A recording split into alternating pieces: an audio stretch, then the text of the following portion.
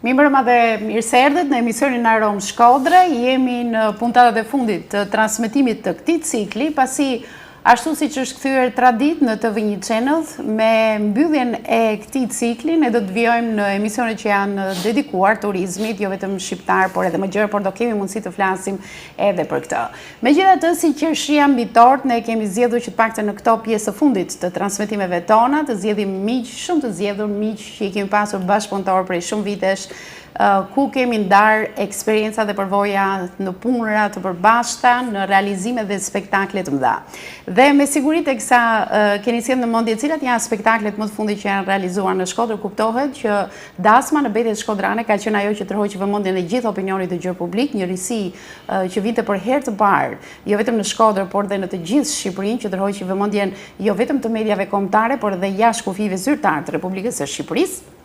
Dhe ky spektakël na bashkoi të gjithëve, është regjizori Bujar Zyrali, të cilin unë e kam ftuar sonte në emision Aromë Shkodra, por njëherë është edhe një bashkëpunëtor shumë i mirë i imi, dhe kemi pasur rezultate në çdo gjë që kemi bërë së bashku, duke përfshirë këtu edhe kolegen time Linda Dodën. Mirëmbrëma dhe mirë se erdhe. Mirëmbrëma dhe mirë se vjen. Ju falenderoj që na ftuat për këtë intervistë. Është kënaqësi për ne. Kemi disa arsye që po realizojmë këtë intervistë së bashku, përvoja juaj shumë e gjatë dhe duke marrë shkas nga një dorëheqje që keni bërë së fundmi. Gjë e parë që më erdhi në mendje është ju e meritoni që të bëni një përmbledhje të gjithë aktivitetit tuaj artistik. Por më pas kuptohet që pikat mbi do i vendosim, pasi jo pak u befasuam nga fakti që ju dha dorëheqjen. U justifikuat me moshë, me angazhimet, me lodhjen që sillnin organizime të tilla, por ne duam të kërkojmë më shumë se sa ajo deklaratë që është dhënë në media sociale. Pra është një punë e lavdërueshme që është bërë në qytetin e Shkodrës. Por çfarë është bërë konkretisht? Ne në formën e një CV-je ose një biografie shumë të përmbledhur, ku dekadat kthehen tashmë në minuta televizive, le të japim një biografi se si e ka nisur jetën artistike Bujar Zyrali për të ardhur deri në ditët tona, në ditët ku spektaklet ishin në kulmin e tyre, por ja që kemi një dorëheqje. Ndjekim biografinë përpara.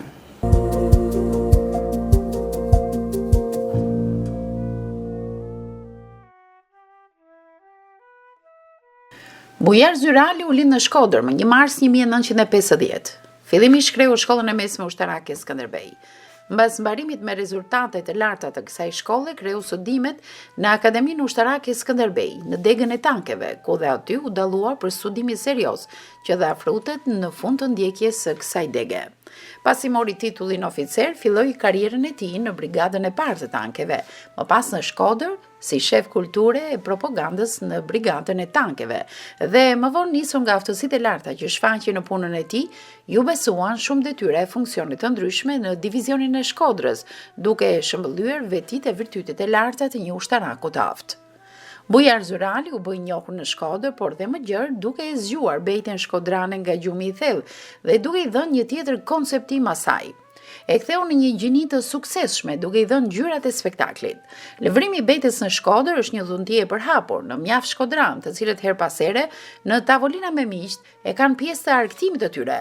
Por merita e zotit Zyrali qëndron në faktin se bejten e ngriti në skenë, duke i paraqitur artëdashësit shkodran një risi mbi mënyrën se si duhet ta shihnin bejten, duke e lartësuar vlerën e saj. Organizime të vështira por të suksesshme, salla të mbushura, 2 luftime bejtarësh, humori pafund shkaktuar në sallë, ne që do të mbeten gjatë në kujtesën e çdo spektatori të pranishëm në Bejtë Shkodrane Show, emri me të cilin grupi i bejtarëve u pagzua dhe u bë i njohur për publikun. Bejta jeme po më të herë, me gjithë se refikun s'jam të e po. Ty të pivë të ishin bërë pa çfarë ktheset pas ke bo? Shqyqyshi s'na bani skandal se foli dhe fjalë boshe, por e fikun original të ke keni një të nqoshe. Me përdas ma problematiku, a gjithmonë e kishte i start. Ka që gogollu ban repiku, sa e majnë me bodyguard. Bejta Xherim 6-8 e nuk flasim gjingla mingla. Ky nuk mduket refiku i vërtet. Ky mduket refiku me bugjingla. Ty i tesh doni zoni e po i shmongem pak rrezikut për na flet edhe Klismanim, që është vllai i vogël i Refikut. Moment që duhet theksuar në gjithë autoritetin që fitoi Bejti e Shkodrane Show ishte bashkëpunimi i frytshëm dhe rezultativ me Agjencinë e Mirënjohur të Spektakleve Jehuna e Shkodrës, me president zotin Xhelal Halili. Të paktën 2 spektakle kryesore në vit, ky bashkëpunim i arriti me sukses duke shënuar një kthes të fuqishme në botën e spektaklit në kryeqendrën e Veriut. Interesi ishte kaq i madh sa në sallat e mbushura erdhën dhe mjaftar të dashës nga bashkitë e tjera të Shqipërisë, por dhe emigrant që nisën t'i prisnin biletat e ardhjes në vendindje afër datave të spektakleve. Për të përjetësuar e përgjithësuar punën e grupit të bejteve, Bujar Zyrali deri tani ka botuar 2 libra me titull Na bashkoi Bejti Shkodrane dhe ka në përfundim librin e 3 me titull Bejtet në dasma Shkodrane. Gjithashtu vlen të përmendet se Zurali ka marrë pjesë në konkursin ndërkombëtar të letërsisë satiriko-humoristike, me librin e tij ku u mirëprit si një vlerë e shtuar dhe e veçantë në letërsi. Pas përfundimit me sukses të spektaklit të madh Bejtet në dasma Shkodrane, atëherë kur të gjithë po merrnin frytet e një pune të gjatë e të lodhshme, por që u shpërblye me duartrokitje dhe mirënjohje nga publiku, zoti Bujar Zyrali, regjizori i këtij spektakli, në rrjetet sociale deklaron dorëheqjen e tij. Reagimi dhe habia e publikut që e madhe, komentet inkurajuese nuk munguan, po përse u dha kjo dorëheqje në kulmin e suksesit të tij artistik? Si duhet ta kuptojmë atë? Për këtë zgjodhëm të ftojmë regjizorin Bujar Zyrali në studion e emisionit Aram Shkodre.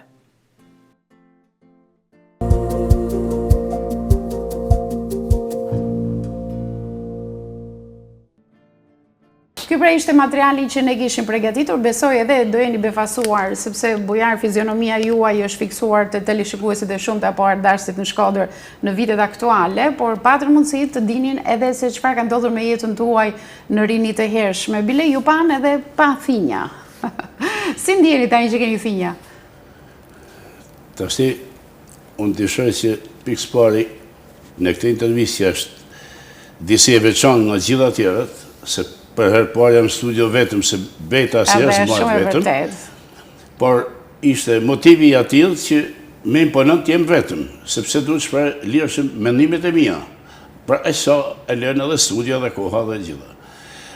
Fillimisht duhet t'ju falenderoj ju që na ftut për të shpalos ato gjëra që i kemi të mëluar apo zbuluar në mendimet tona. Të falenderoj TV-n që vazhdimisht ka qenë kujdestaria jonë e betave në gjitha spektaklet që i kemi organizu, po ashtu edhe televizorët tjera nuk i parashtoj. Televizorët kombëtare që kanë dhënë një reklam shumë të madh punës sonë. Falenderoj në mënyrë të veçantë publikun e shkëlqyeshëm Shkodrës, që për 21 vite me ka mbështetur fuqimisht mua si person, si organizator dhe gjithë kolegët e mi betazhi. Falenderoj gjithë betarët, instrumentistat, këngëtarët, humoristat, të gjithë ata që na kanë shoqëruar në menaxhimin e kësaj gjenie artistike aq brillante në këto 21 vite. Dhe kameramanin e talentuar, shumë profesionist në Çimdyli, po duhet të falenderoj gjithashtu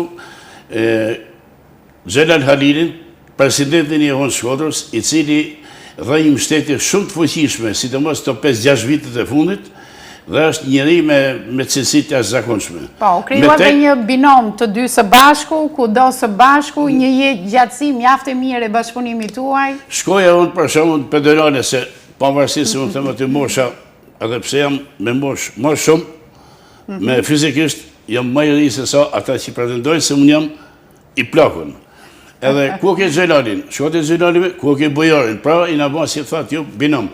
Ky ka qenë binom jo thjesht për të kalu kohën, po dhe mendimi, diskutimi, ai ka shikuar gjithmonë punën vet, unë punën time. Asnjëherë s'ma shpërzi, por kur i kam kërkuar mendim, ka dhënë mendimet të duhura, të pjekuna. Po, dhe kjo ka dhënë rezultatin dhe është më së i Ka dhënë, në disa spektakle që janë organizuar, edhe ato që ndërmerreshin nga zoti Xhelal dhe që ju ishit pjesë e programit të tij, pra një bashkëpunim shumë i mirë në të gjitha format e spektakleve që janë realizuar në qytetin e Shkodrës. Unë shumë edhe në sofrën e diasporës, në sofrën Shkodrane dhe në gjitha qytetet. Edhe po them dasha është pak para kohet, se Jehona Shkodrës banë 25 vjetorin e krijimit të saj, Agjencia Spektakleve, që me leje të Ministrisë së Kulturës dhe me mbështetjet fuqishme të saj, do të kalojnë ca kohë, jo se afërmi, do të bëjnë një aktivitet shumë të madh për këtë, aty do të jemi edhe ne, pjesa e jonë që e integrume në këtë. Pra, le të kuptohet që në fillim të bisedës se nuk kemi një braktisje të aktiviteteve artistike, por ti do të vazhdosh të jesh pjesë aktivitetet artistike. Ti marrim gjëra me radhë. Ju e nisët nga organizimet vogla gjatë jetës ushtarake. Dhe nga organizimet vogla ku gradualisht fituat përvojën për mënyrën se si menaxhohet një shfaqje artistike, mbërritët edhe në pozicione të tilla. Për shembull në shfaqje me 500 spektator, apo po kaq edhe në Teatri Migjeni që shënonte që është mbi tort.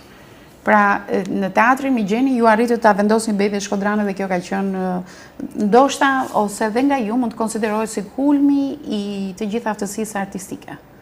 E ngritët Bejtën, atë që ishte lënë e haruar kudo. Njerëzit vetëm thjesht kishin dëgjuar për kush ishin bejtarët e vjetër, bile dhe emrat e tyre, duke mos u evidentuar, kishin filluar dhe ata vetë të harroshin. Dhe ju e morët nga një gjendje përgjumur dhe në harres totale dhe ngritët e quat në shfaqje, në spektakle, bile dhe në Teatr Migjeni. Si ka qenë kjo rritje graduale deri aty? Është e saktë ai që thoni ju, bile mjesë e madh besnik Sinari, konfidenca shëtore, që bisedat të tjera, më tha, në gjë më bujardhët, për Betën se ka qa kokën asnjëri. Por ishe ti që mori guximin, iniciativën, vuni shpatat e përballove të lumt. Edhe si besinojmë, ka thonë Gjejt Bushati, Ramazan Çeka, e shumë të tjerë, deri te Angela Vasia që e tha në Star Plus, që bujarin e Betë ka bën një revolucion të vërtet. Pse unë nuk e shoh Betën për të kalu kohën. Po e shoh një si diçka dialektike, në proces të zhvillimit vazhdueshëm, ashtu si thot ju, si që ishte në fillim. Në fillim ishte aq e dopt, ishte harruar si gjini artistike, nuk dishin njerëzit çfarë Beta, sa në fillimet e para, një shok u shput, thot, më fani 5 minuta, iku në dyqan, mori letrën, tash sa jam të tha, se shkoj mori letrët në Betë, pra Betat i kemi fillu me letra. Me fillimet e para kanë qenë me letra? Me letra, ja, kishte një... Mungon të ndoshta kuraj ose shkathësia për ta krijuar aty për aty vargun, për të pas, që do të them, si do të them, nërsa kjo është, dhe me thënë me të rrugu të aman ABC-n, festa abetarës, kjo është, për Betën të grupi jonë. Dhe me kalimin e kohës, Agim Rëdhina pas Armet, që është shumë i malë si Betazhi, është si e pa besueshme 2 vjetë me vënes në grupin tonë. Se nuk pranote se me kemi qitë Beta unë, në mbletësote. E kuptoj, ku për ishin shfaqjet e para në subjekte private, në qytetin e Shkodrës, se ti nuk kam asistuar dhe unë për herë të parë. Ja, ju keni arë më vonë, mas ja konsolidu. Qartë. Ju keni arë më vonë, ju. Këto është fjalla për 2 vjetë të parë, 3 vjetë. Edhe më thëtë, si e ka lumë, tha Agimi, Bazanaku, i thëmë, shumë bukur, qa Beta shithen, u që me kënu, i thash, jeni, me emën, mirë pa ju ishte nëzirë zoni nga vera që i kështë pi, edhe qohet një shok i joni edhe qëtë Betën. Mos kujta se një në aknaqe, knove parë, po pak e ngut, ba me kënu zeni ashtë në bache, unë fillë kryte e kështë put. O, sa burë, tha Agimi, të shë pëse marrin, të shë të të vi. Se në kena pasë, dhe sa të elin, asaj s'pranote, normal. A i më dhati sa orientim me kështu, pa... Dhe me thonë se ku e nisëm, të hiqim, ecëm, atëherë kur keni arë ju, mund të ketë 7 vjetë, 7-8 vjetë, aty ka keni piku i ngritjes. Si thëjnë në teknikë motore, pika vdekje si për me pëthuj se. Pse? Sepse aty ka vazhdu mërmja 10 sahat, pa pushim. Janë qitë me 100 Beta, 118 Beta, vetëm Agim Rëdhina, pa unarë, i mori të gjithë ingursion. Aty ishte hapi i parë se trampolina që ishte ju për të ecë me tej. Mande ishte të Shqipnia, mande të Panorama. E kujtoj që kam filmuar në ardhjen time të parë, jam befasuar për mënyrën se sa bukur nxirreshin Betet që të prit aty për aty, dhe ndoshta realizimi këtij reportazhi ju ka dhënë spunton se përse mos jetë edhe televizive. Pra mos jetë më shumë se sa një ambient ku njerëzit e shoqërojnë me një ushqim, me një pije dhe pasaj në formë në arktimit. Pra jo të kthej si një gjini artistike e lëvruar. Shkodra e ka. Do të thënë këtë identitet, nuk e kanë në bashkitë e tjera të Shqipërisë, përse mos ta merrnim edhe ta ngrinim në atë nivel që ajo Beta si bet ekziston gjithë botën. Sidomos Orienti e ka theksuar më shumë. Por që edhe Shqipëri po ashtu, por që ajo që është e veçantë qytetin ton është vetëm qitë për ti. Po pra, aty në qatë. Atë thuan beta në mënyrë jo ta shkruash dhe ta botosh, jo ta shkruash dhe ta botosh. Ashtu është.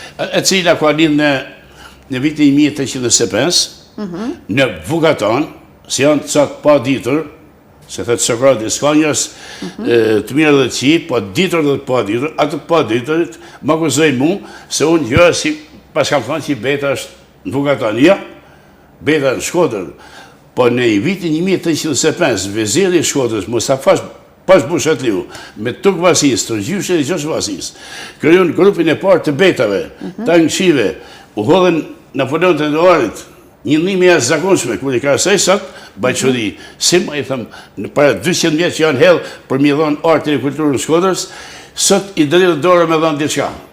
Pra nuk stimulohet këngëtari, që ndosha është playback, edhe nuk stimulohet Beta Gjiu? Ke këngëtarë që thëtë zve pa 500.000 lek. Unë nuk sigurit do të 500.000 lek për gjithë spektaklin. Me gjyrën e biletave, kështu, në kanë një mund, sponsort, i falendërej, që ishte anë atë urset e gjithë, a grënqela në mjërë të jashtëzakonshme në kanë një mund. E shumë tjerë, po me gjithate, e hodha si s'punte që ka nevoj ma shumë për mbështetje, që t'japim cilësi ma tepër. Nga të gjitha spektaklet, kush të ka lodhur më shumë? Se cili ka veçantin e ti.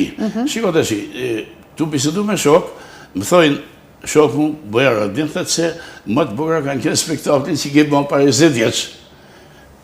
Po e thëmë, janë homogen, se kemi qenë një grupi voglit të territorëve Izraeles, ja kemi ditë, ja kemi pranu njëni tjetërt, kurse tash janë bënë heterogen, vinë nga Tirana, nga Lezhë, nga Fushkure, nga gjitha ndaj, nga jashtetit me marrë pjesë spektakle, shu që është pak ma kuvizume, liria e shprehunit, sarkazmës, të humorit, satirës, e tjere, matë njerëzit, matë në shumë. Por ama, edhe ka duhet, unë këtë e kam quit, e kam fut vetë emnin, manifestim artistik. Edhe bejtarët e fituan përvojën me publik, me njerëz që nuk i njohin, por ata u orientuan mjaft mirë me njëri tjetri, me i qitë e prit. Bejtarët kanë fituar shumë përvoj, shumë. Sepse ata nuk vinin nga i botë spektaklit, ata vinin nga organizime thjeshta, shoqërore, por janë që e pranuan kamerën, e pranuan publikun e gjërë që është përballë dhe ja dolën banë.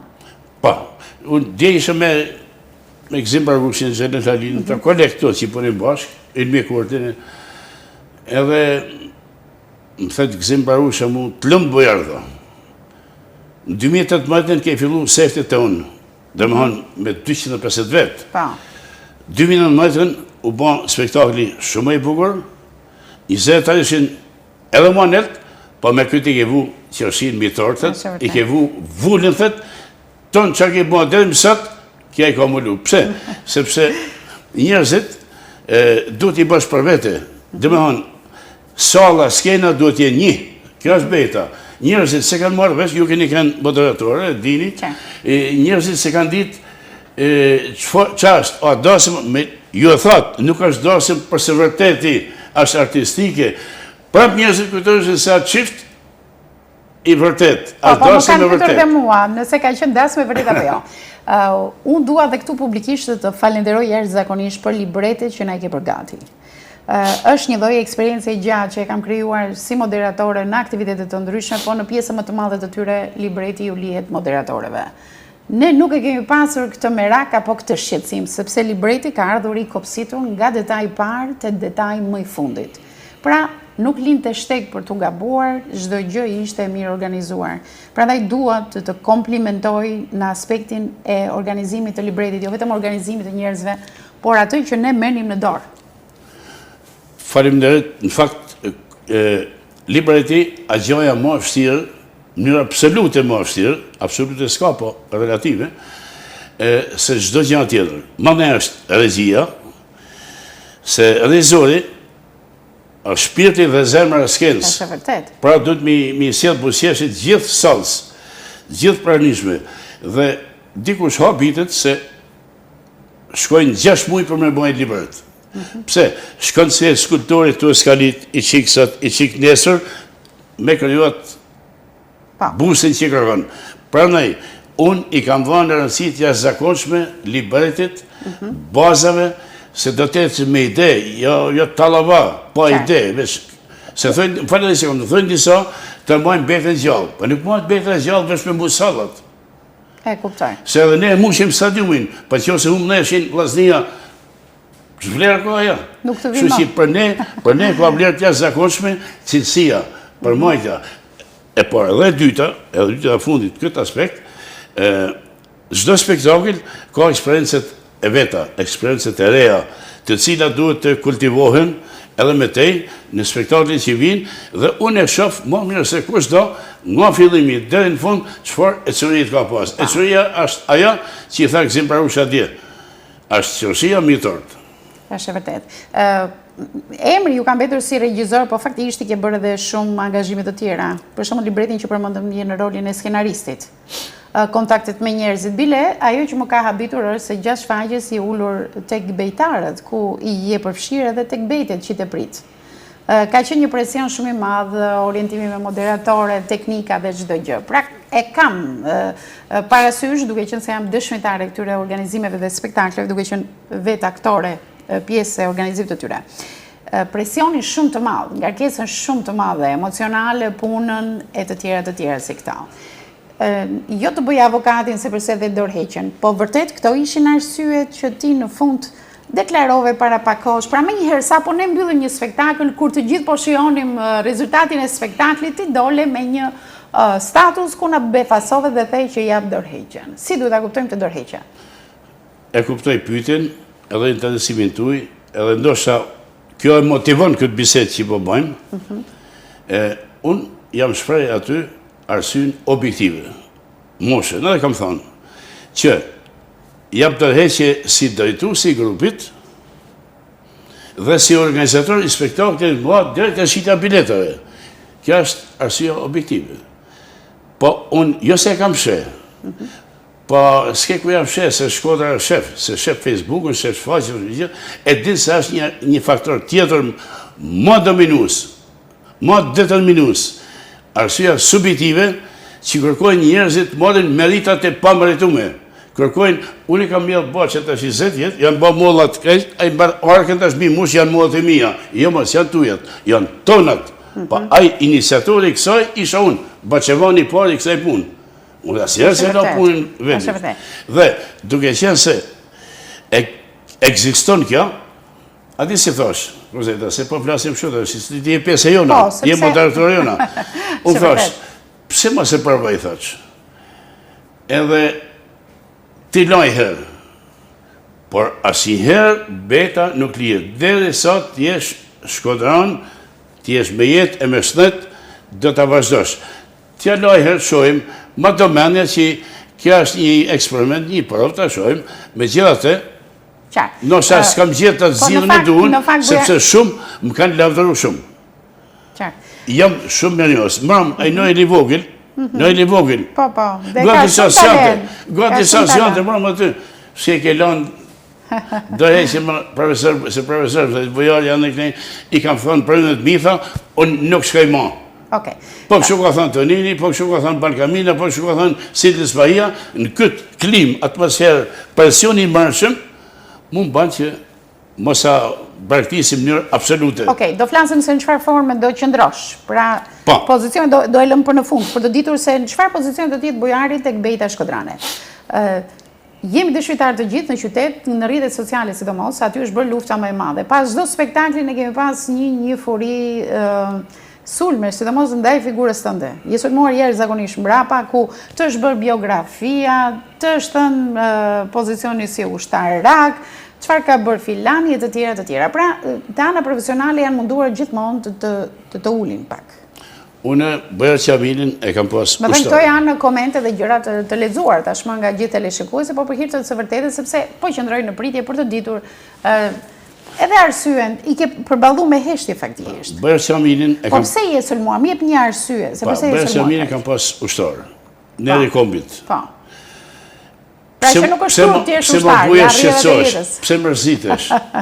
Hesht, mu, edhe Zebegen thet, që Zebega është artist i madh, në linjën e tij, bojari është gjigant, dihet, në sulmojnë thet, hesht edhe ti si na. Se do të heshin edhe ata. Si ke duru që ke hesht? Kam duru shumë. Shumë ke duru. Pse? Janë të zakonshme. Në mënyrë personale të gjitha komentet, edhe çorçafët e gjatë, që nuk janë kursyer për t'i shkruar. Ja, shikoj, si ta vlerësosh se një personazh, s'ka emër këtu. Momenti që i dhash dorëheqjen, pse dhe i zërbëjore jep dorëheqjen, ti i talentuar, ti i aftë, ti i kështu, ti i gjendje i fort fizikisht e tën, s'ka lënë tani të tha. I ka la durët generali, i për njëti person, tash, a i kam la durët, apo jam me durët pa lame. Pra, shoqëria jonë ka shumë hipokrizi, që Hipokrizi, nuk përtojnë edhe publikisht ta tregojnë këtë gjë. Pse s'jep dorëheqje bujari, kanë thonë Xhelal Halilin për nesh. Pse s'jep dorëheqje bujari? Pse nuk ju zënë gjumi nac ju, se që bënë, shiko marrë le ju, kërë ka fillu. Qa është këtë pusnaftet? Pa jema kja ka humi të zakonshme, fizike, mendore, strese, por ka një favor të jashtë zakonshme shpirtnor, që knaqesh, se unë jam shumë i knaqen. Se kam fillu dhe ku jam. Kur më thë gzim për ushe dje, që qërshia mitort, ka kënë beta në dasma shkëtane, po ka vite që punëj. Dhe me thonë për këtë, sa mund t'jenë 6 ose 8 vite, që e kemi pjek si mendim, si ide me këshillarin tëm Eduard Jobanin, që është i talentum, pe kërkuj tjetër s'ka pas mendime intelektuale, absolutisht. Nërsa u kursetoha dhe me Xhelanin, e thamë të bëjmë e bëmë. Doli ashtu siç e dishore unë, por unë muaj rezerva në vetë time, se bëmë më thamë mu bënë e prapë, dy herë më bukur. Bujar, tashi, për hir të së vërtetës, duhet ta pranoj faktin që në Shqipëri është shumë vështirë ti bësh 12 bashkë. Dakor? Do me thënë, kjo duket në çdo fushë të jetës, ku arti është më delikati. Ti edhe tek çështjet partijake, se në emision nuk i përfshim asnjëherë, por kemi disa parti, kemi disa lëvizje e tjera. Pra, ne nuk qëndrojmë dot në një grupim, sepse lindin ato pakënaqësi të cilat na çojnë ne në themelime dhe në krijime të reja. Po kjo për çfarë? Jena dëmton, sepse shpërndan elementin pozitiv që shumë mirë, nëse do ishte bashk, do të jepte shfaqje shumë të mira. Gjergj Fishta, neri kombit, giganti lëdrësis, që është e kongresi Manastirit, thërë shumë, gjitha kombet për mi dhe, për i bashkimit në dritë kanë dalë. Ka është i dhere që i pushmi ne, mas mu bëndë 2 veti fjallë. Kjo është, eksiston. Pra kjo që thashon. Eksiston kjo, edhe është mua keqja se ne bëjmë debate. Debate konstruktive, për të esë për porë, pozitive. Ne kalojmë në ndarje. Jo në nënkomca. Ne kalojmë në ndarje. Mirë, për hir të së vërtetës, ka pasur organizime dhe të tjera, ku janë thirrur bejtarët në Shkodër. Ka organizime, nuk po përmendim emra, të tilla. A kanë aftësi në organizimet e tjera të mbajnë peshë që ke mbajtur ti? Une, po vazhdoj flasë me sinceritet. Me sinceritet, po. Kjo mundësi është këtu në studio, nuk do të thrasë pra për të temë. Mas kësoj nuk ka shanse, keme po si kanë me shpërthuj shkëllimet e ndyra në për Facebookje. Jo, unë e di, po dhe pas si emisionit do të kemi. Do kemi komente. Nuk ka shanse. Unë e di mi dalu aftësim e vërtet që është. Me këto që pretendojnë nuk ka shanse. Më doli një Alan Perry në foto në Facebook. O këna që të po, a profesor, a njeni talentum, ka horizont, është muzikant, e një beten, kam shku unë, personalisht që jam shumë e masaj me mosh, jam konsultu, edhe thash, e gjetën thash. Kur hupje, atërë se parë seriosat loj, edhe unë, shqip më beti, me këtë standart që është hellë sot në fush, nuk fitohet në shja. Vlasnia Telemundur. Beta Telemundur. Unë da vazhdoj punën time me Xhelal Halilin, si edhe i zërë, si jurist, se më thotë, cila pozicioni të shqetutje, me këto që me mbështesin fuqimisht, edhe gjithë publikun, edhe pretendoj që do të bëjt gjana shumë të bukura. I kam prek, i kam fillu, nuk është se... Pra ti nuk është se je tërhequr nga ana artistike, sepse energjit në këtë drejtim. Unë jam tërheq si kryetari i grupit, një, edhe si shis biletash. Nuk është për mu... Tani kemi një grup tjetër i cili për hir të së vërtetës shumë shpejt u themelua pasi ti dhe dorëheqjen. Si duket është pritur prej kohësh. Dorëheqja ju e deklaruat edhe pak më përpara, Xhelalit vetë i kam thënë, po s'po merremi më the të thash. Nëse grupi të thret që ti bësh pjesë, çfarë të bësh? Dhe me thonë, unë nuk gjej veten time aty, jo se nuk du, për t'i vlerësu, kushto qoftë. Pas ai takam që është aty, po më banë me hap edhe më shumë, 27 bejtazhi. Pas 27, a i të ashtinë më pyti mu, sa bejtazhi janë Shkodër, a i të në 7, 8, 9, 10 se kap. Plasë bejtazhi me qitë beta, nërsa beta që zë Shkodëron, betë shumë me rezitu. Po betë mirë fillë si Gjoshe Qosazhi, që është super specialist, e Djoboni. Që zgjatë, që është si shfaqe para të gjithve, pra që ti duhet të mbash pak bejten që të pritë, dhe jo vetëm thjesht të nxirrësh një dhe pasaj... Pikrisht, a pat jo të dasma që i bëme në Bleskaj, betat e Gjoshës. Dikush nuk i vendare, se shohin gjana shumë e mafë Gjoshe, shumë e vend. Të njëherë futi e kanalizoj që ti qesem beta qiftit, u qotë e që shkove gjithë peshe, zune i njale, që të filot punë. Unë nuk jam në atë nivel. Shfaqja që kemi dhënë në Blue Sky, nuk është në nivelin e asaj.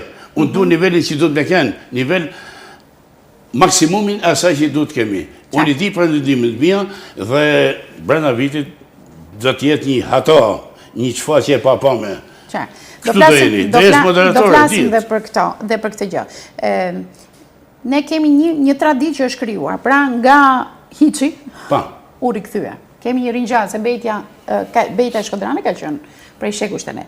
Mi po, ajo gjendja e përgjumur u arrit deri këtu. Tani klima nuk është shumë e favorshme për momentin, ose ndoshta janë në hapat e parë të një grupimi tjetër. A mendon se këtë tradit të krijuar për më tepër se 2 dekadesh mund të dëmtojët seriozisht. Dhe si tradit bejt e Shkodrane, pra të kaloj një gjendje amëllije nëse nuk do të ketë atë sukses. Ashtë e pashmangshme që ose do të lamë dhe shokët e mi. A ti nuk do të lësh? Nuk, shka shanse, Milan. Unë do të latë që kam thonë, drejtues grupit të hapin mesazhin, sepse ti çfarë do të bësh, bujar, që ta kemi të qartë, se të gjithë do thonë, tani ata kanë konsideruar... Unë libertis dhe realizor i hënë Shkodrës, pik. Për sofra dhe për tëna.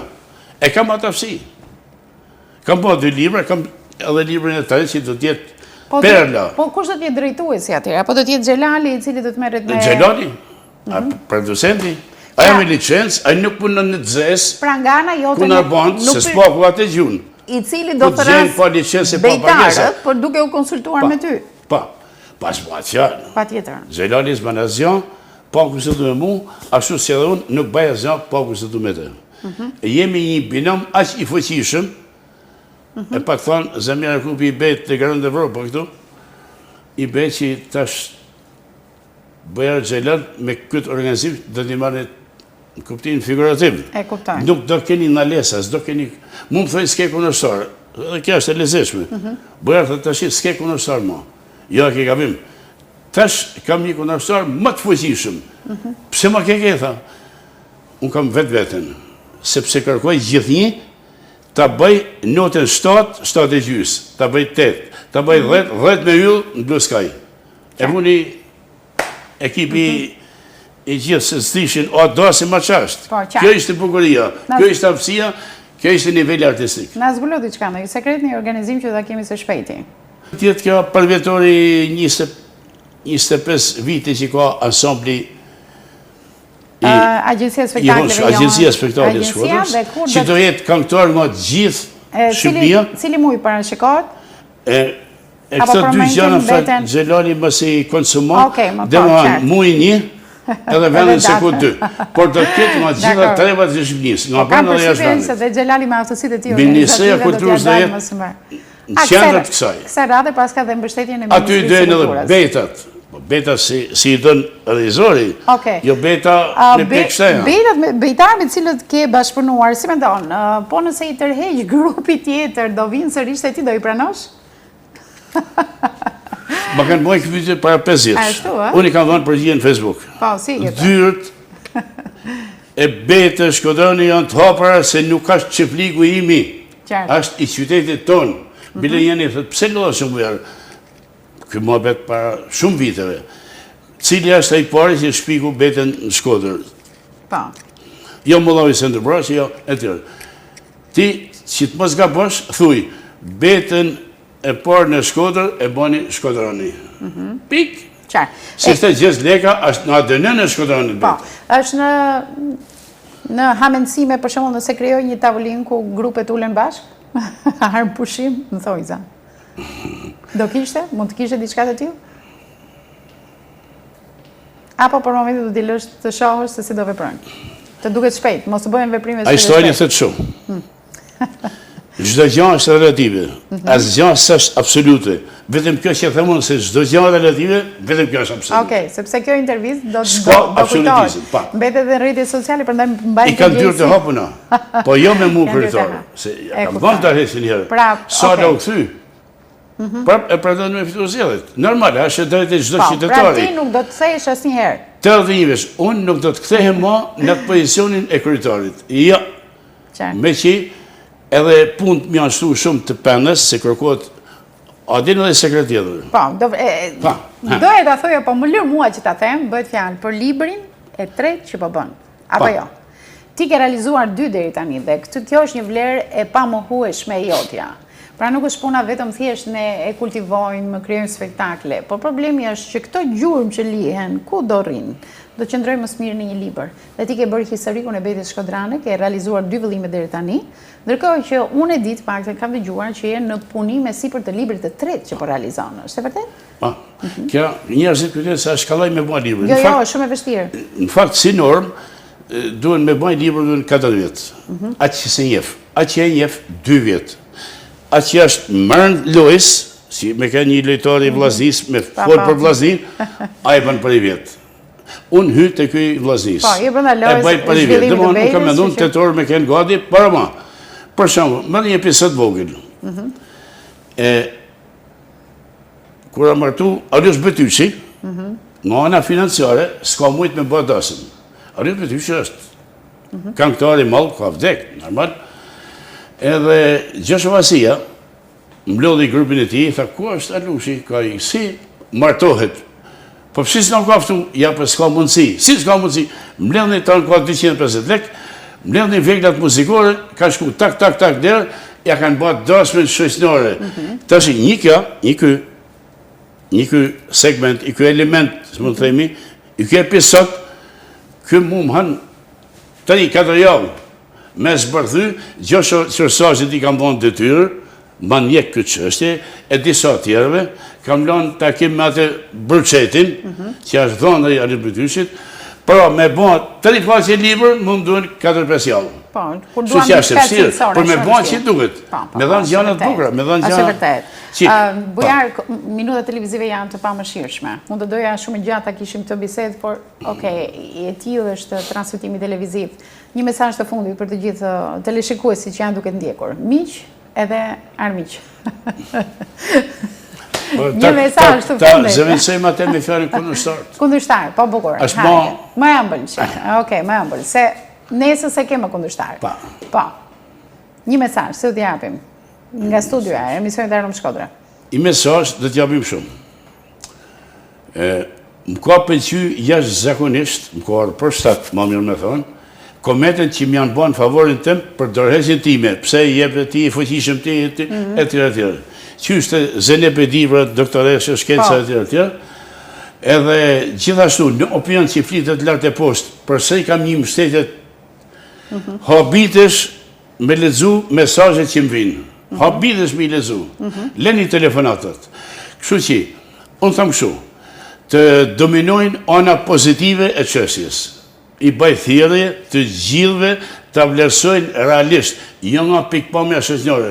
Kam pa se kanë filluar shumë të distancohen nga keqja, në që se më të quj kështu, ose nga regresivja, është edhe më sakt, që do të shkojnë beta të poshtë, jo për pjetë, të tërhiqen, jo për bujarin. Po për atë që i themi ne, ta mojmë beten dinjitoze ashtu si që duhet jetë. Pse? Unë i kam qytë të libri i dytë, i kam qytë titan të fjallës poetike. Kanë Gjironda, Pjetër Gjini, ose Fantorës, e këta. Atëherë ne, duke pënu në mënyrën më të rregut, më të mirë, më pozitive, ne japim vlera atyne. Edhe vetës, edhe të armës. Po në që se bëjmë kundërtën, ullim vlerat. Unë të falenderoj që ishe me ne në studio dhe paka shumë në zbulove këto dilema që i kishin pas ati statusi, por nga nga tjetër, okej, në gëzon fakti, që do t'jemi sërish në aktivitetet të tjera të bukura të këndshme. Ku ju do të bëni ato detyre që dhe realisht e keni bërë, ndoshta vetëm ajo drejtuesi i Betit Shkodrane nuk do t'jetë pjesë e listës së punëve të shumta që t'i bën, por kam siguri maksimale që me bashkëpunimin me Jehonën e Shkodrës rezultati dhe suksesi do t'jetë si gjithmonë prezent. Ne do të kemi edhe një pjesë të dytë të emisioni, por atje kemi një të ftuar tjetër. Do të kalojmë në një spot të shkurtër publicitar dhe do t'ju prezantojmë një herë të ftuarin e dytë për sonte.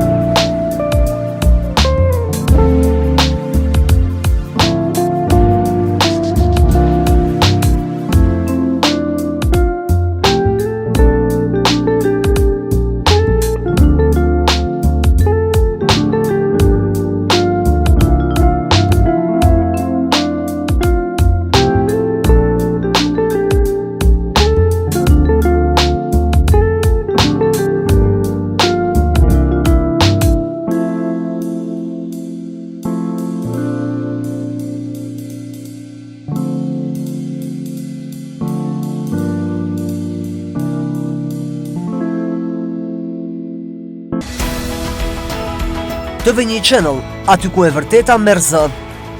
Keni hasur një rast korrupsioni, jeni dëshmitari një ngjarje që duhet të dëgjohet, po përballeni me një rast padrejtësie. TV1 Channel është këtu për të sjellë zërin tuaj në qendër të vëmendjes. Me një ekip të përkushtuar dhe profesional, ne raportojmë lajmin me korrektësi, saktësi dhe shpejtësi. Çdo detaj është i rëndësishëm, çdo zë meriton të dëgjohet. Bëu pjesë e ndryshimit, raportoni në kohë për çdo zhvillim që ndodh në territorin tuaj.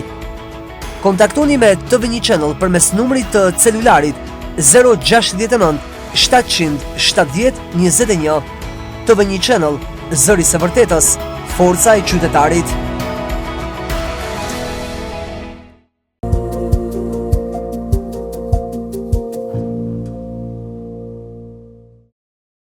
Mirë, dhe nga një bisedë dinamike, e cila u përpoq të sqaronte dilemat e shumta, të një dërheqje të deklaruar në statuse publike, por personi vetë, Bujar Zyrali, merri një rëndësi shumë të veçantë për shkak të punës së tij të palodhur që ka dhënë në Betit Shkodrane realizimin e spektakleve në ilama të hapësirë të nevojshme. Megjithatë, ajo kishte ulje dhe ngritjet si bisedat e veta, por ne do të kalojmë në një bisedë tashmë jo pa problemin brenda.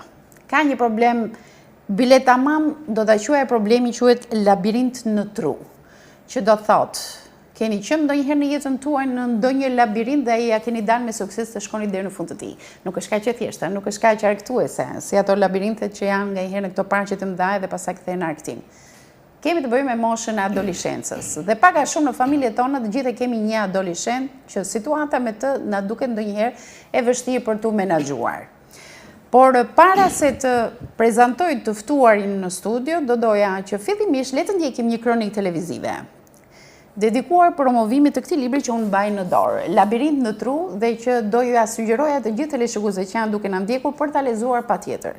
Kushdo që qofsh, si adoleshent, si rritur, si prind, por edhe nëse pret që të bëhesh prind, do ta gjesh veten pikërisht në këtë libër. Prandaj duhet lexuar patjetër. E di që është një mori botime që dalin në treg, por këtë nuk duhet ta humbisin në asnjë mënyrë. Ndjekim kronikën dhe më pas do kthehemi për të biseduar mbi vlerat e librit, por kuptoj duke prezantuar më parë të ftuarin.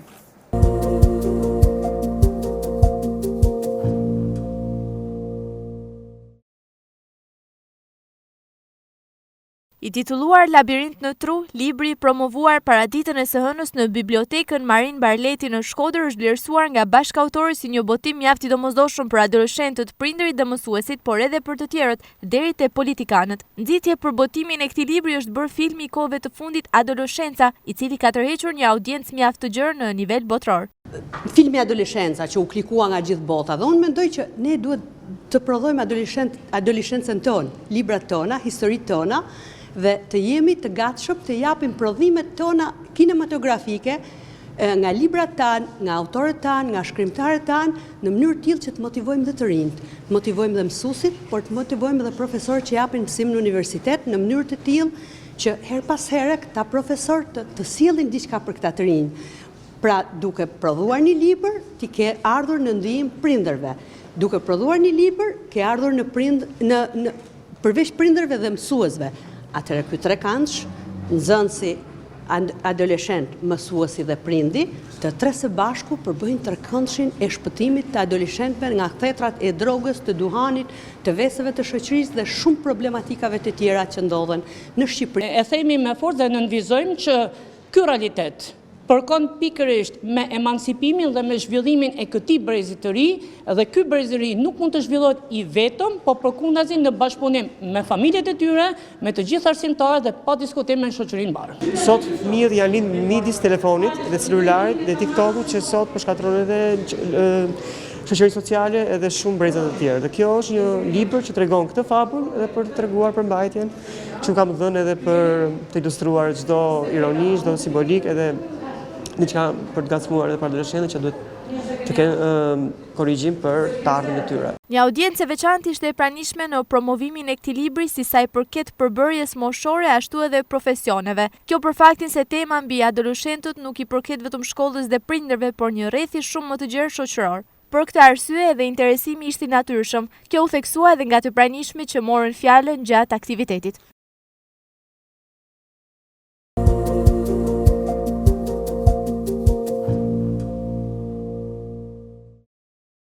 Kjo pra ishte kronika e përgatitur nga TV1 Channel, pak a shumë u zbuluan edhe autorët e veprës, bëhet fjalë për Evans Drishtin, zonjë Jakaj ose ndryshe Gjoj, mjaft e njohur, e Endri Beqo, që ka qenë edhe grafisti, ashtu siç u njoh dhe në kronikën televizive. Do donim të tretë kishim në studio, por për efekt të angazhimeve të tyre ne do të kemi vetëm Evansin sot. Përshëndetje dhe mirë se erdhe Evans. Përshëndetje dhe faleminderit për ftesën, kënaqësi të jesh në studion tënd. Është shumë kënaqësi të bashkëbisedojmë së bashku, pasi bisedat mes nesh lidhen edhe me shumë ngjarje të tjera në pozicionin e mësuesit, atje në medresen Haxhi Sheshamia, Degadjenve ku ti punon si mësues në Shkodër. Por kohët e fundit, ndoshta dhe angazhimet në Radio Jehona, kam përshtypjen dhe angazhimi i yt në studime të thelluara. Kam ndikuar në ecjen tënde përpara. Pra ndryshe nga shumë intelektualë që qëndrojnë në vend numëror dhe që kënaqen me atë rrogën që e marrin dhe me ato angazhime që ja dhën drejtori i shkollës ose drejtuesi i shkollës, ti kalon për tek saj. Ti gjithmonë hulumton. Edhe temat që bën në Radio Jehona janë shumë interesante për opinionin e gjerë. Tani kemi një labirint në tru. Po.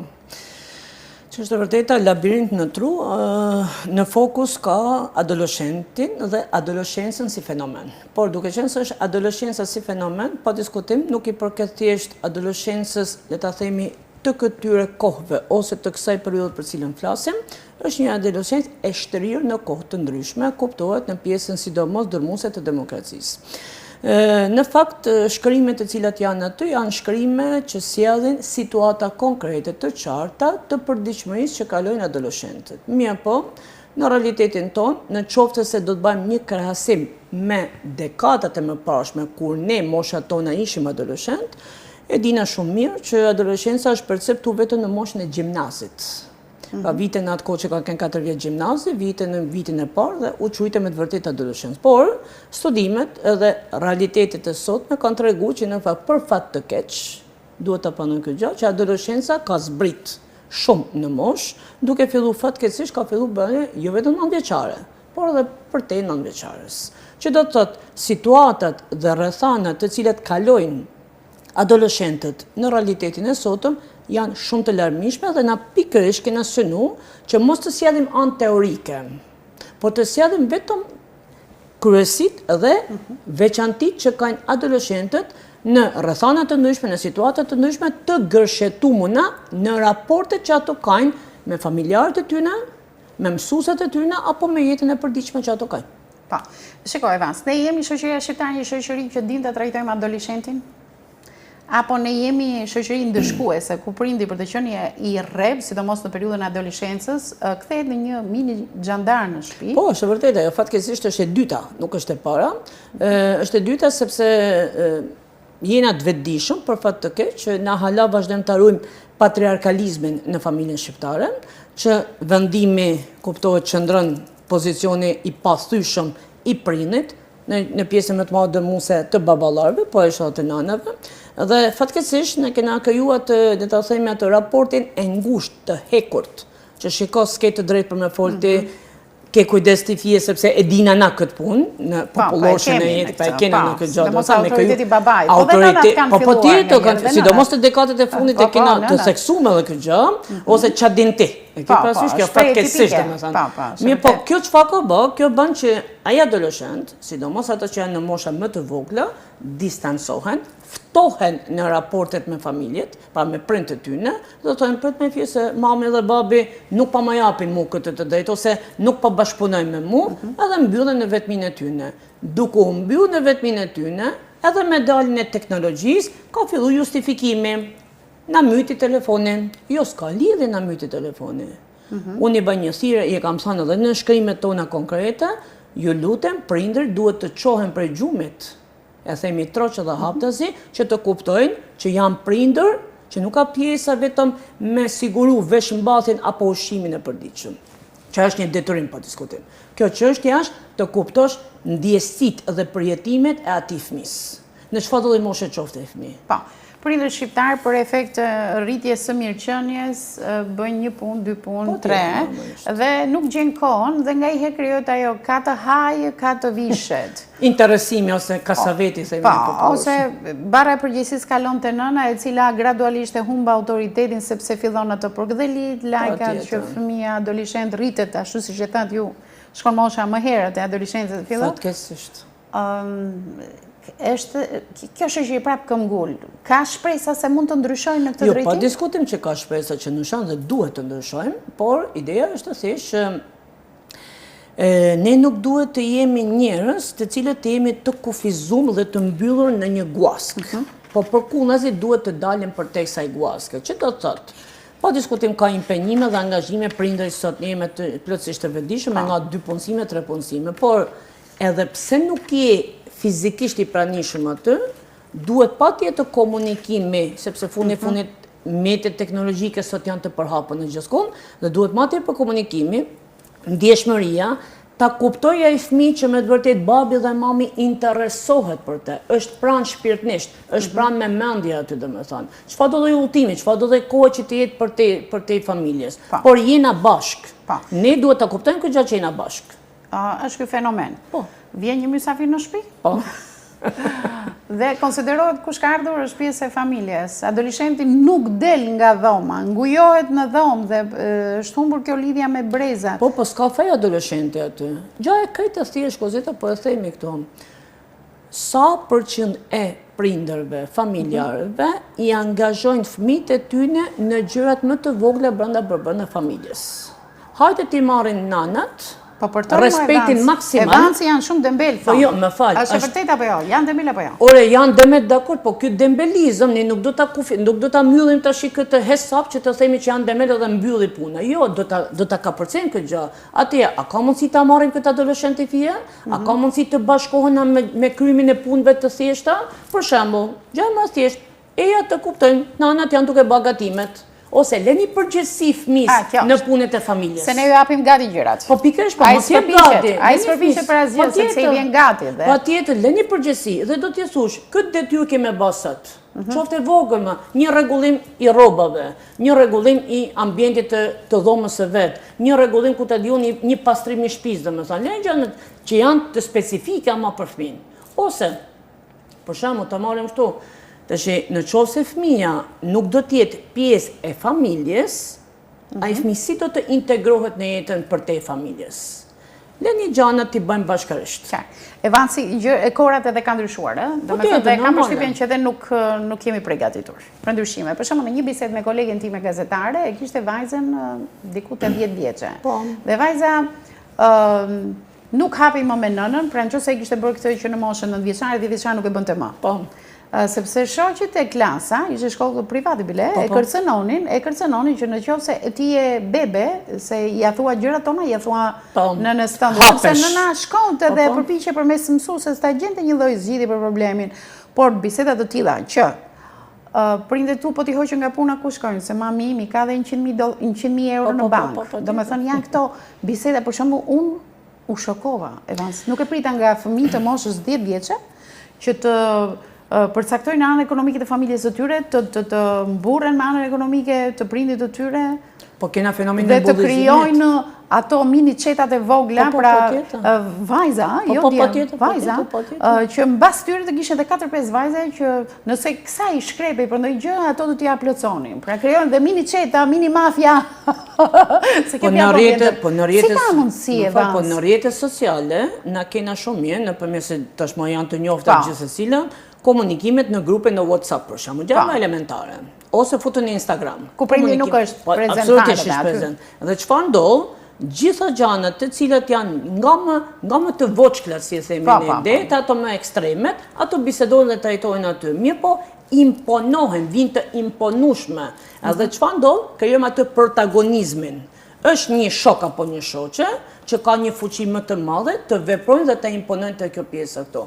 Mirë po, çfarë ndodh? Prindi, nga që është prind, edhe mësuesi si mësues, në qoftë se na dona me bë thjesht një detyrë sipërfaqësore, që thjesht po kryjmë një mësim edhe po e përfundojmë aq, ose po ja siguroj këta gjërat elementare dhe bazike po e përfundojmë aq, ne kemi shkatruar këtë element. Por ç'a ndodh? Vjen një moment që vajza ka një shqetësim, unë e kam trajtuar për një moment aty. Vajza ka një shqetësim të saj, ka kaluar nga 9 vjeçare tek e mesmja. Dhe vjen puna të shkojnë tek e mesmja, tepër bukur, njihet me një shok. Vjen fenomeni që na tashmë ata ne dina, kur të vish në gjimnaz, nuk quhesh gjimnazist nëse nuk do të kesh një të dashur apo një të dashur. Po është edhe ky fenomen e kam dëgjuar. Dhe çfarë vjen këtu tash? Vjen vajza në shkollë direkt. Dhe vajza ka frikë që një muaj i parë, le ta themi, i ambientimit në gjimnaz, ka frikë të thojë që un kam një shok. Sepse mos ta mendojmë miqsinë tonë të dikushme, se ne kena pas miqësi shumë të sinqerta. Nuk jetojnë në konceptin e sotëm. Dhe vajza ka një frikë të tmerrshme atë, dhe një shoqe e saj ai thot, a din, i tregon një lojë me anë të një letre. S'po di këtë historinë të plotë, sepse e kena aty. Pikërisht, po do të them një diçka të thjeshtë. E ama, shumë intelektuale, shumë e zoja, ja kthe një përgjigje shumë masi u bë gjithë ky procesi i saj, i thot, mos ke frikë se nuk i bë asgjë të keq, thot. Dhe kam titullu pikërisht shkrimin në këtë formë. Pse? A shumë intriguese edhe mënyra se si do të veprosh. Kjo është inteligjenca prindërore sot që duhet të jetë. E kuptoj. Po kjo varet edhe nga formimi i përgjithshëm i prindërve, pa diskutim që kjo është kryesorja. Sepse ne nuk mund të pretendojmë këtë lloj teknike nga një prind që nuk e ka pasur mundësi për të intelektualizohemi. Pra, duhet, domethënë, në cila familje do përfitojnë atëherë, si bie që ata që janë mësuar me metodat e vjetra vështirë të dalin te metodat moderne nëse se kanë pjesë të formimit të tyre. Kjo përplasje mes brezave, që kjo është fatkeqësia më e madhe, prandaj jemi të detyruar që të ngrihemi pak në nivel dhe të kuptojmë që sinqerisht bashkë me fëmin janë të detyruar edhe prindërit të rriten me fëmin. Evanse, unë jam shumë e sigurt që ti ke sjellë raste të shumta këtu që do na befasojnë. Jam shumë e sigurt, sepse ne mendojmë, shikojmë ta kalamaj që kemi tanët, I kemi mirë ta, okej, s'pas kemi hallë. Dhe harrojmë që këta rrinë me fëmijët me hallë, edhe po të ishin këta pa problem. A kemi në një adoleshencë të traumatizuar që ne nuk ja dim për masat ende mirë? Nuk kemi të dëgjesuar si... Po nuk mund ta përgjithsojmë, dhe këtë duhet ta pranojmë. Po niveli është shumë keq nga që mendojmë ne? Pikërisht, domethënë ka diçka, kena një fenomen të bullizimit të paimagjinueshëm, ekstrem, dhe e tham ekstrem sepse na hasim në jetën tonë të përditshme, në shkolla të ndryshme, në realitete të ndryshme. E tham ekstrem pse? Sepse në emër të lojës dhe në emër të lirisë së veprimit dhe të mendimit, adoleshentët sot janë duke kaluar në kërcënime të paimagjinueshme. Të paimagjinueshme, të pakontrollueshme. Njërën e kam dëgjuar te Çinarit i Hoxh Dheut, do t'i sjell dhe unë sa dëshmi kështu, po si mi takuar para botimit librit. Po blia diçka. Dhe ishin vajzat të klasës së 7. Pra supozoj 12-13 vjeçë në këtë moshë. Edhe njëra në prezencën e 2 djemve të klasës i bënte shantazh shoqet së saj dhe i thoshe që unë do t'i them hallës tënde që ti ke të dashur. Edhe këke. Dhe ajo ishte e tmerruar për vdekje. Pra ishte vetëm 12-13 vjeçë dhe kjo me prezencën e 2 shokëve të klasës po e shantazhonte shoqen e klasës. Po sepse këto shantazhime, këto shantazhime nuk kanë ndosur, do të thënë nuk, si themi ne popullorë, nuk plasi bomba në atë moment, në atë çast. Kjo është një pjesë procesit që do të thotë pra ne e thash në fillim fare, nuk është çështje në gjimnazma apo në klaset e 8-9. Sot do të ulemi në fillore. Dhe kjo është problemi më madhor i sotëm. Pse? Sepse ato elementet e zhdërvjeltësimit të fëmis, të moshë pa tjetër, që edhe i shikoj me pa përfillje, me mos përfillje. Hatë nësë është i vogël. Jo, nuk ka lidhë është i vogël. Sepse xhelozia, fatkeqësisht, fillon pikërisht në këto moshë. Prindi justifikoi thotë unë e kam lënë në dorë mësuesit, e kam lënë drejtorisë shkollës, kjo është gabimi fatal. Ky është gabimi fatal. Pse është fatal, lutem, sepse duhet të pranojmë diçka. Ka raporte, prindi është prind. Nxënësi është nxënës, mësuesi është mësues.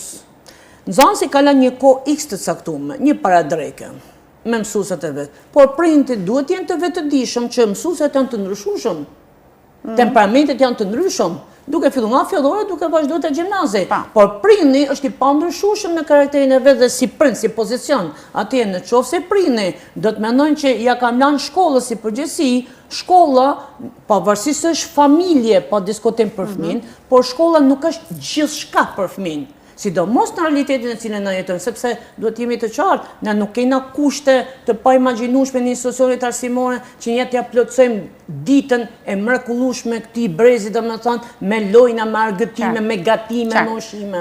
Evansi mësuesi është pjesë e zinxhirit shoqërisë tonë, pra ne nuk mund ta gjejmë si një shenjë. Pas mundesh është e pamundur kjo.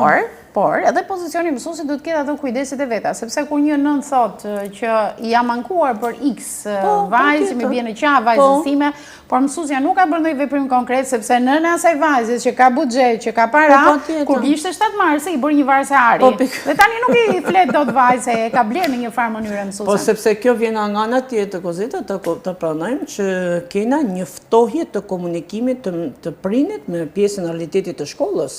Sa prind janë sot që me janë shumë të afrueshëm dhe komunikojnë her pas here në mënyrë të vazhdueshme, jo thjesht për çështje kontrolli, çështje bashkëjetese, çështje përjetimesh. Ai fëmijë ndikohet nga të gjitha rrethanat, ndikohet edhe nga pozicioni i mësuesit, edhe nga pozicioni i mësueses, edhe nga sjelljet, edhe nga veprimet, edhe nga një fjalë që thotë na tani e zjena. Edhe ne mund ta rrëshqasim një moment të caktuar vetëm, por duhet të pranojmë që komunikimi është pjesa kyçe që duhet të veprojmë. Tani unë e kam pikë të dobët se librin e vlerësoj jashtëzakonisht. Por leti nga smojnë të gjithë e leshikuesit, vetëm mund duke përmendur titull që ke shkruar këtu. Do me thënë, çfarë ka kjo, po mos ma tregon ngjarjen, përfundimin e ngjarjes, vetëm shkurt. Pra, nëse unë lexoj këtë titull, nuk i dua ata që perëndojnë. Kush? Nuk i dua ata perëndojnë, domethënë nuk i dua ata njerëz të cilët vinë në një moment X të caktuar dhe shuhen sepse as nuk janë të gjallë, as nuk janë aktiv, as nuk janë prezent, as nuk janë domethënë influencues në marrëdhënie që do me pas me tjetrin. Okej. Të jetosh me mua dhe jo për mua. Kjo është parim kryesor. Të jetosh me mua për të gjithë, edhe për prind sidomos. Nuk ka puna që unë po bëhem shërbëtori yt. Po unë do të bëhem bashkëudhëtari yt. Do të përjetoj edhe emocionet e tuja pozitive edhe emocionet negative. Do të përjetoj edhe brengat e tuja, edhe shqetësimet e tuja, edhe lumturinë tënde. Dhe kjo nuk ka vetëm për prind faktikisht, edhe për mësuesat. Nuk ka çështje këtu ta kufizojmë vetëm në pyetje. Po, këtu është një titull shumë interesant, Gjesi mësuesi që i la pa fjalë të rinjt. Po, unë personalisht e kam praktikuar shumë dhe vazhdoj, po. Se Gjesi? Po, patjetër. Mos e trego, duhet ta lexojmë. Mos e trego, Janë të paktë rastet. Ka rezultat ky Gjesi? Nuk është Gjesi i Big Brother. A duhet të diftoj diçka të lutem, sa për shembull, sepse e vlerësoj. Nisu nga ky gjest, që unë kam ballë më para, një nxënës, ish nxënës jemi, që sot është në Amerikë, para 4 netëve me ka sjell një mesazh në orën 2 të natës se kuptohet kena diferencën. Ndryshimi. Dhe më thot, profesor, thot, të jam se shumë mirë njohëstët, sepse sot ai ka marrë economic business në Turqi dhe ka shkuar në Amerikë ka bërë specializimin.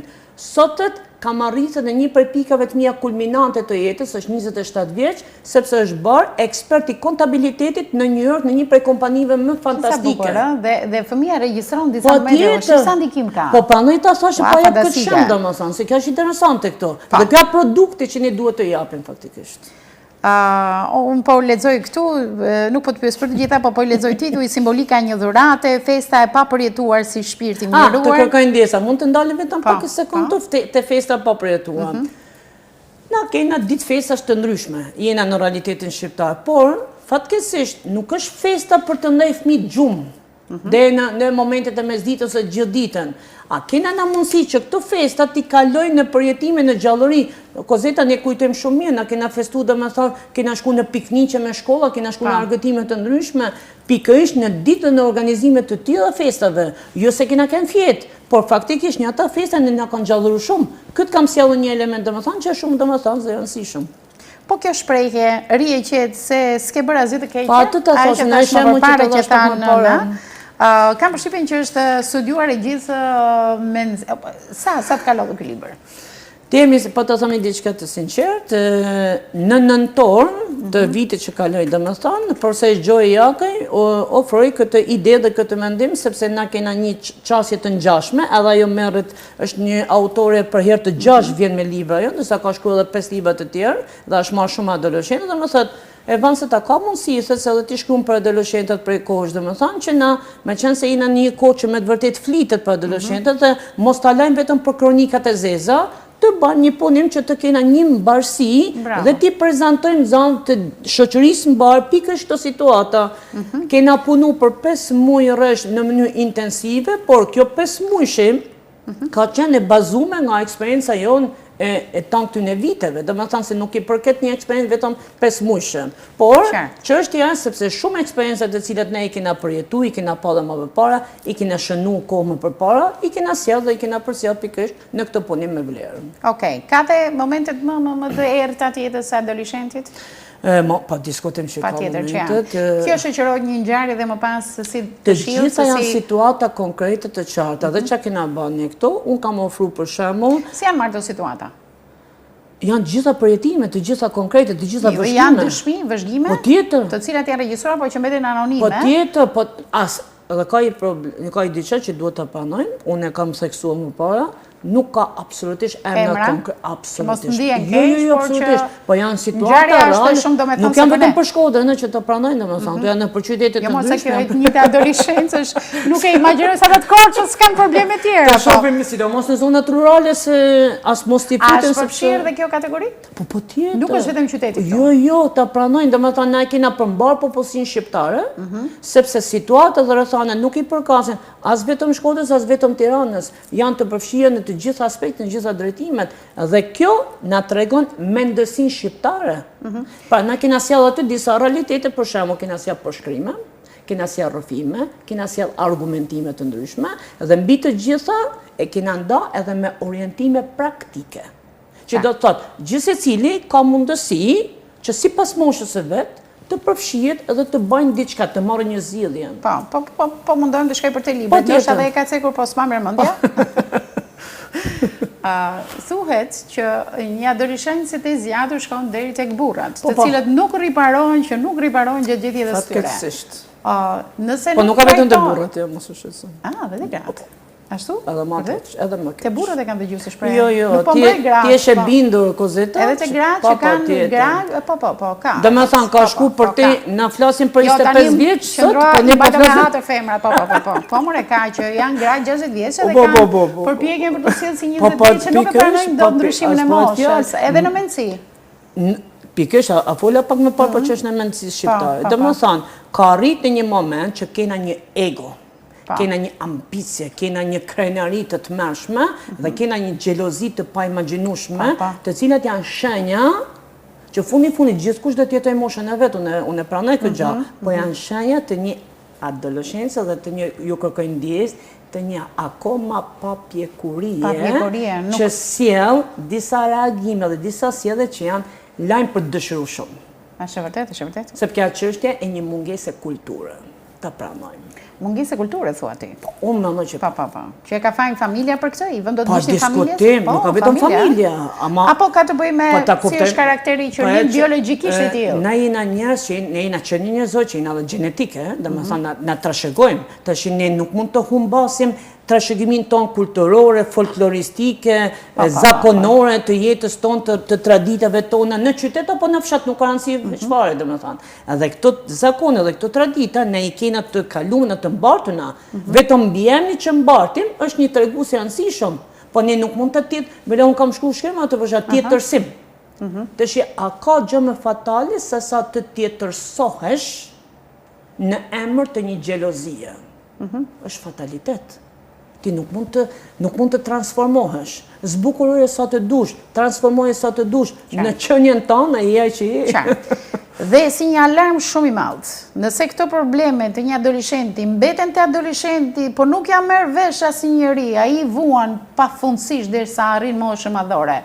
A mund të ketë pasojë probleme të pazgjedhura në kohën e duhur, pra që nuk u ndërhyja atëherë kur duhet, që ai ta ketë edhe më pas jetën në dilemë shumë të madhe për atë çfarë do ta gjejë më mbrapa. Është problem, na kena një mungesë të theksuar të dashurisë që nuk e shprehim ndaj fëmisë. Dhe kjo dashni dhe kjo ndjeshmëri njerëzore, prindërore, motër, vëlla, gjyshe të tjerë me radhë, momentin ku nuk shpreh dhe ku nuk reflekton, ajo mbetet e mbyllur, dhe ta pranojmë edhe diçka tjetër, e tham pak më parë që është në xhelozisë, që është në ta themi kena një shok apo një shoqe, po më falë, shoqënia do të ekzistojë, nuk kena kam jo shmangë se gjaj. A ka mundësi që na ta afrojmë këtë adoleshent, i këtë gjimnazist? A ka mundësi që të bashkëtojmë me këtë ndjesi, me këtë përjetim? Sepse vetëm e lehtësojmë punë, nuk e vështërsojmë. Nuk mund të sillna me patriarkalizëm në rujse e ban ti atë, sepse s'ke vend në këtë shtëpi, që kena shumë prindër që ja thonë këtë gjë. Qartë. Libri, është një doktor në shtëpi? Po ta kemi? Është një doktor në shtëpi. Tjetër, një mjek një psikolog në rotë, po një mjekësi shpirtërore. Vazhdimisht dhe kam përshtypjen që të paktën 20-30 vite këto situata do të jenë të vazhdueshme për adoleshentë, pra nuk është se i përket vetëm një periudhë të shkurtër kohore që vërtetohen të gjitha këto. E kena përcaktuar të që në parathënie që faktikisht për hir të vërtetës titullin e të vërtetë na kena pasmenuar kohë pa kohë. Sepse adoleshenca në vetë vete nuk ka një kohë të kufizuar. Është adoleshenca që kena përjetuar në si arsimtar, si prindër, si njerëz që jena maturiton, adoleshenca sotme, por mbi të gjitha duhet të pranojmë. Historikisht është një fenomen që ekziston. Por këtë fenomen ne duhet kuptojmë strategjit afatshkute dhe afatgjate. Çfarë do t'i sjellim ne si produkt kësaj shoqërie me këto adoleshentë? Pra në qoftë se na do të kena këto kauza dhe këto trishtime dhe këto fenomene që me të vërtet janë të hatashme në realitetin shqiptar, nuk mund të mendojmë që mas 10 vjetëve i kë 10 vjeçari, i kë 20 vjeçari do të rritet dhe do të vetë në një pozicion x të caktuar. Dhe pasaj do t'jetë nëse problemet e ti nuk janë të zgjidhura, i sjell pasojë. Do t'i mbartin, po do të përcjellen. Do t'jetë probleme të përgjithshme, prandaj mos e shikojmë në planin shumë personal problemin. Absolutisht. Do dalin për te një familje, do dalin sepse fundit është një problem, një kallë shoqërore kjo. Dhe kjo kallë shoqërore është një kallë që duhet mund studiuar nga aspekti sociologjik shumë mirë, në aspektin filozofik dhe sidomos në aspektin psikologjik. Ne themi e përmendën shumë këtë çështje e psikologjisë, por ju lutem, ne duhet jemi sa më pranë që këtë psikologji ta kuptojmë se është duke u rënë më shumë. Është vërtet. Dhe familjet tona nuk duhet ta vështirësojnë më tepër. Mësuesit nuk duhet ta vështirësojnë më tepër, sepse ka një kontrast të tmerrshëm mes atij produktit të teknologjisë që janë duke marrë sepse është realiteti i tillë, edhe klasikes me të cilën jena ushqyne në kohën e komunizmit. Por që sot në 2025 akoma kena mendësin komuniste që ne vazhdojmë ta injektojmë të kjo adoleshencë. Dhe kjo është një përplasje. Dhe kjo përplasje kulturësh, se pa qenë përplasje, krijon ndarje shumë të madhe. Brezat janë më të distancuar se asnjëherë me njëri tjetrin. Atje çfarë do të përgatisim ne? Atje çohena për gjumit, e thoshe pak më parë, që të kuptojmë të ndjesinë, domethënë të ndërgjegjësohemi ne, sepse me të vërtet nesër në qoftë se na nuk dona me përjetu probleme mëna për mëna familjes, edhe në për shkollat tona, atëherë më vjen keq, ne do të përplasemi me ato situata sikur se jena përplasur në shoqërinë tonë, me vrasje, me prejme, me thika, me mësesa. Sepse të gjitha kanë origjina të tilla. Pa diskutim. Patjetër. Ku mund ta gjejmë librin? Në shkollat e Librari Gogaj. Prej ditësh, prej kohësh. Okej. Dërsa në Tiranë kuptohet e Librari Qendrore, domethënë të Tiranës, por në shkollat e Librari Gogaj. Okej. Mos e humbisi një libër shumë i vyer, plot këshilla, është edhe interesant për të lexuar sepse ngjarjet janë përjetuara, janë origjinale, janë pas vëzhgimeve të shumta që kanë bërë autorët dhe më pas ato shoqërohen edhe me këshilla. Pra, le të shpëtojmë në thojza, do i quaj kështu adoleshentët tanë, por që i bëni një nder, jo vetëm atyre, i bëni nder të ardhmën shoqërisë tonë, edhe shëndetit përgjithshëm të shoqërisë tonë. Kjo është shumë e rëndësishme. Unë të përgëzoj Evans, unë të doja që bisedat të tilla të përgëzoj një herë dhe në aspektin intelektual, domethënë më ka shijuar kjo bisedë dhe shpresoj të gjithë shikuesve që të kanë ndjekur, të përgëzoj për ecjen tënde në këtë fushë dhe në shumë drejtime të tjera. Unë falenderoj shumë për hapësinën, për mundësinë dhe për moshën e lehtësime që në studion tonë dhe unë shpresoj që të kena sjell një diçka të bukur dhe një diçka që të ngelet në shoqërinë tonë. Faleminderit. Këtu kemi përfunduar edhe emisionin Aromë Shkodre për sonte. Kemi nisur në pjesën e parë me një bisedë shumë të këndshme me zotin Bujar Zyrali, regjizori i Bejtes Shkodrane Show, i cili pak më përpara ka deklaruar dorëheqjen e tij, por e sqaruam që kjo dorëheqje nuk do thotë që ne do të largohemi nga libreti të paktën ose organizimet të vazhdueshme të jehonës së Shkodrës në agjencinë ku ai do të jetë së bashku në bashkëpunim me Xhelal Halilin.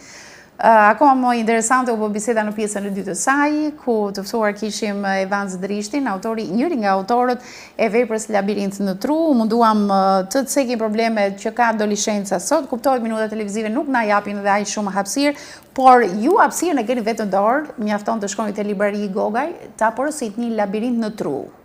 Do gjeni veten aty, do gjeni zgjidhjen për shumë probleme që i keni në familjet tuaja. Të gjitha familjet e kanë nga një adoleshent, ngaherë kemi dhe ndonjë të rritur adoleshente dhe ai do marrë një zgjidhje.